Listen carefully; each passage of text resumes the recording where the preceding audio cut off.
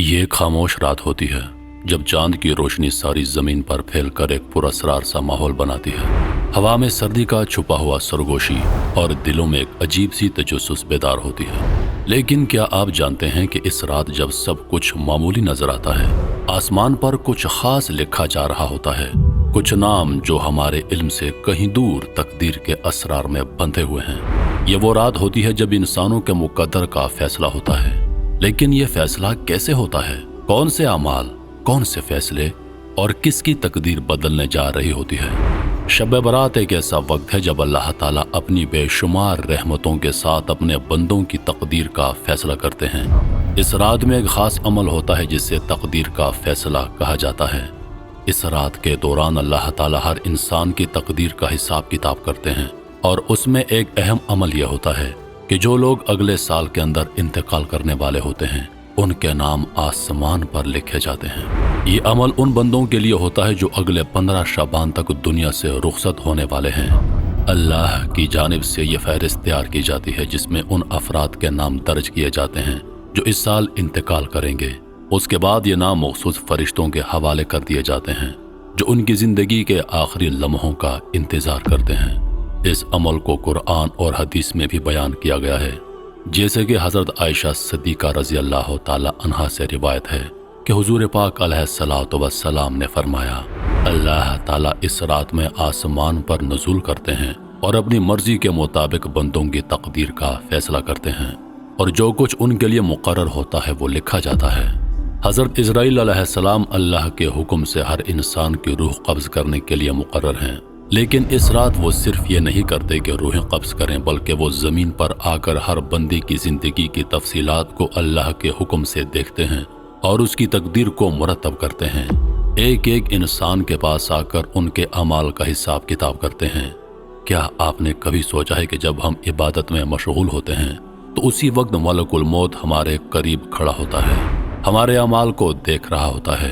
वह हर नमाजी के पीछे खड़ा होकर उसके अमाल का रजिस्टर खोलता है और उसके नेक अमलों को लिखता है। मस्जिद के दरवाजे के बाहर खड़ा होता है जहां वो देख रहा होता है कि कौन बंदा अपने रब की रजा के लिए इबादत में मशगूल है और कौन उससे गाफिल होकर गुनाह में डूबा हुआ है। जब कोई गुनाह करने वाला बंदा अल्लाह की नाफरमानी करता है, मलकुल मौत का कलम उसके गुनाहों को अपने रजिस्टर में दर्ज करता है। वह उसकी जिंदगी की हंसी खुशी या परेशानियों का हिसाब किताब करता है और उसके हर अमल को बारीक बीनी से लिखता है। ये एक खौफनाक मंजर होता है जब इजराइल अलैहिस्सलाम का कलम उसकी तकदीर का फैसला लिख रहा होता है और इंसान बेखबर अपने अमल कर रहा होता है। एक तरफ वो गुनाह करता जा रहा होता है, दूसरी तरफ मलकुल मौत उसका हिसाब किताब मुकम्मल करता जा रहा होता है और ये मंजर इंतहाई होलनाक और बेरहमाना होता है। उस वक्त इंसान का दिल खौफ और तौबा की तरफ माइल हो जाता है क्योंकि वो जानता है कि हर अमल का हिसाब दिया जाएगा। शब बारात की रात एक ऐसा लम्हा होती है जब तकदीर के फैसले किए जाते हैं और इसी दौरान वो रूहें जो इस दुनिया से रुखसत हो चुकी हैं अपने प्यारों के घरों में वापस आती हैं। ये वो रूहें हैं जिन्हें हमने अपने दरमियान से जाते हुए देखा था, जिनके जिस्म अब मिट्टी का हिस्सा बन चुके हैं, लेकिन उनकी रूहें अभी अपने अजीजों और खानदान वालों के दरमियान मौजूद होती हैं। ये रूहें इस रात अपने प्यारों के घरों में दाखिल होकर एक अजीब सी खामोशी में उन्हें देखती हैं, जैसे वो इस वक्त भी उनके साथ हों मगर किसी दूसरे जहत से। इन रूहों का दिल में एक सवाल होता है, क्या मेरे प्यारे मुझे याद कर रहे हैं? क्या वो मेरी मग़फ़िरत के लिए दुआ कर रहे हैं? ये रूहें अपनी मौजूदगी का एहसास उस वक्त अपने प्यारों की दुआओं, आंखों के अश्कों और दिलों में घूमती हुई मोहब्बत में महसूस करती हैं। जब किसी के घर में एक मध्यम दुआ की आवाज़ सुनाई देती है या कोई अल्लाह से उनके लिए माफ़ी मांग रहा होता है तो ये रूहें सुकून की एक लहर में डूब जाती हैं। वो देखती हैं कि उनके पीछे कितने दिल उनकी याद में दुआएं कर रहे हैं और कितने लोग उनके लिए अपने दिलों से अल्लाह की बारगाह में दुआ को हैं। ये रूहें अपने प्यारों के साथ एक गैर मर्ई रिश्ता बरकरार रखती हैं और उनकी मौजूदगी को अपने प्यारों के दिलों में जिंदा पाती हैं। उनके अंदर एक खास तस्कीन होती है जब वो देखती हैं कि उनके जाने के बाद भी उनके प्यारे उन्हें अपने दिल में बसा कर रखते हैं और उनके लिए दुआ करते हैं। उन रूहों के लिए यह रात एक अजीब नौयत का वक्त होता है जहां वो अपने प्यारों के दरमियान आकर उनकी दुआओं का लुत्फ उठाती हैं और ये देखती हैं कि किसने उनके लिए दुआओं का सिलसिला जारी कर रखा है। یہ لمحے ان روحوں کے لیے نہ صرف تسکین بخش ہوتے ہیں بلکہ ان کے لیے ایک یادگار تجربہ بن جاتے ہیں۔ کیا ہمیں معلوم ہے کہ ان مرنے والوں میں ہمارا نام بھی لکھا جا چکا ہو؟ کون جانتا ہے کہ یہ شعبان ہماری زندگی کا آخری شعبان ہو اور ہم اگلے سال ان روحوں میں شامل ہوں جو اپنے پیاروں کے درمیان واپس نہیں آ سکتی۔ ہم کتنی بار اپنے پیاروں کے ساتھ بیٹھے، ان کے ساتھ باتیں کی اور وقت گزارا، مگر آج وہ زمین کی گہرائیوں میں دفن ہیں اور ان کی جگہ صرف یادیں اور دعائیں باقی ہیں۔ یہ لمحے ہمیں یاد دلاتے ہیں کہ زندگی کتنی عارضی ہے۔ گزشتہ شعبان میں ہمارے جو عزیز ہمارے ساتھ تھے وہ اب اس دنیا سے جا چکے ہیں اور ہم انہیں آخری بار دیکھ بھی نہ سکے، لیکن کوئی نہیں جانتا کہ اگلے سال ہمیں بھی زیر زمین دفن ہونے کی باری آ جائے اور ہمارے پیارے بھی اسی طرح ہماری قبروں پر کھڑے ہوں۔ ہم میں سے کوئی یہ نہیں جانتا کہ کب ہم اس دنیا سے رخصت ہوں گے اور ہماری تقدیر کا فیصلہ کب لکھا جائے گا۔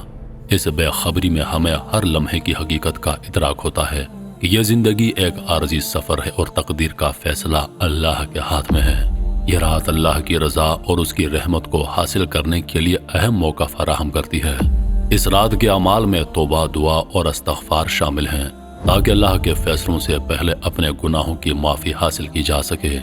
شب برات میں ایک اور اہم عمل یہ ہے کہ اللہ تعالیٰ اپنے بندوں کے اعمال کا حساب لیتے ہیں۔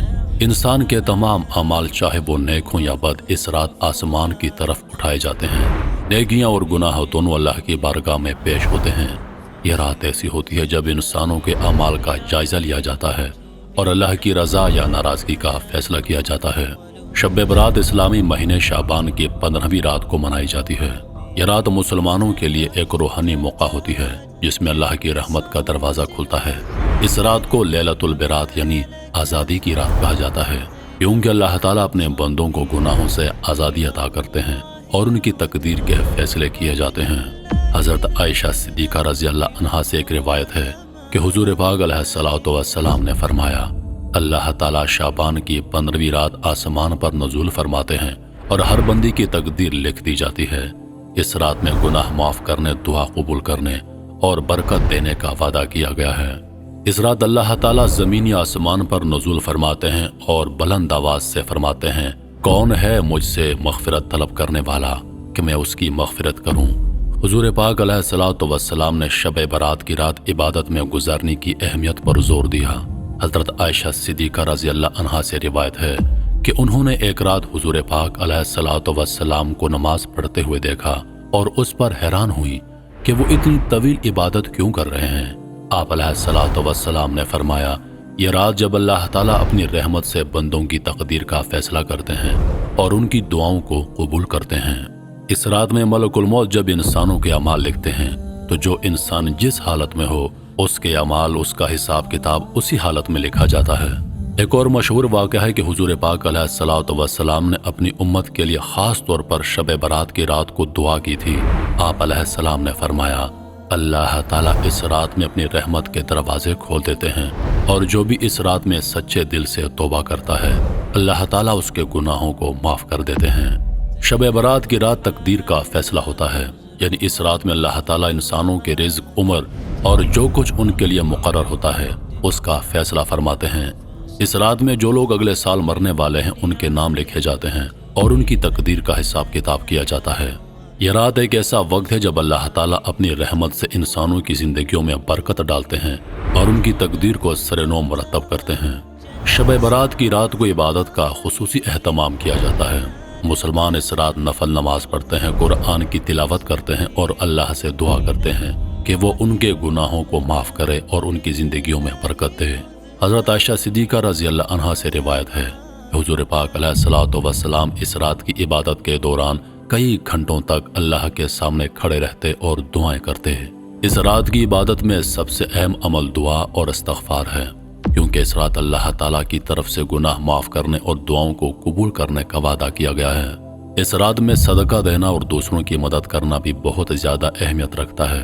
حضور علیہ الصلوۃ والسلام نے فرمایا، اللہ تعالیٰ اس رات میں اپنی خاص رحمت سے بندوں کے گناہ معاف کرتے ہیں اور جو بندہ اس رات میں صدقہ دیتا ہے اسے بے شمار انعامات سے نوازتا ہے۔ صدقہ دینے سے انسان کی رزق میں برکت آتی ہے اور اللہ کی رضا حاصل ہوتی ہے۔ اس رات میں صدقہ دینے سے نہ صرف دنیاوی برکات حاصل ہوتی ہیں بلکہ آخرت میں بھی انسان کو اس کا اجر ملتا ہے۔ شب برات کی رات ایک روحانی تبدیلی کا باعث بنتی ہے۔ اس رات کی عبادت، دعا اور توبہ انسان کی روحانی صفائی کا سبب بنتی ہے اور انسان کے دل میں اللہ کی محبت بڑھتی ہے۔ جو شخص شب برات کی رات عبادت کرتا ہے اس کی زندگی میں سکون، اطمینان اور روحانی ترقی آتی ہے۔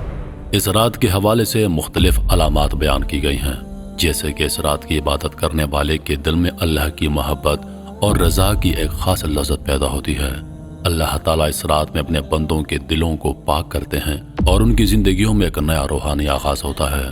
اس رات میں توبہ کرنا بہت زیادہ فائدہ مند سمجھا جاتا ہے۔ نبی اکرم صلی اللہ علیہ وآلہ وسلم نے فرمایا، جو شخص اس رات میں سچے دل سے توبہ کرتا ہے اللہ اس کے گناہوں کو معاف کر دیتا ہے اور اس کی تقدیر کو بہتر کر دیتا ہے۔ ہمیں چاہیے کہ ہم زیادہ سے زیادہ اس رات میں دعا کریں، اللہ تعالیٰ سے اپنے گناہوں کی معافی مانگیں اور تمام امت مسلمہ کی بہتری کی دعا کریں۔ اللہ تعالیٰ ہم سب کو سمجھنے اور نیک اعمال کرنے کی توفیق عطا فرمائے، آمین یا رب العالمین۔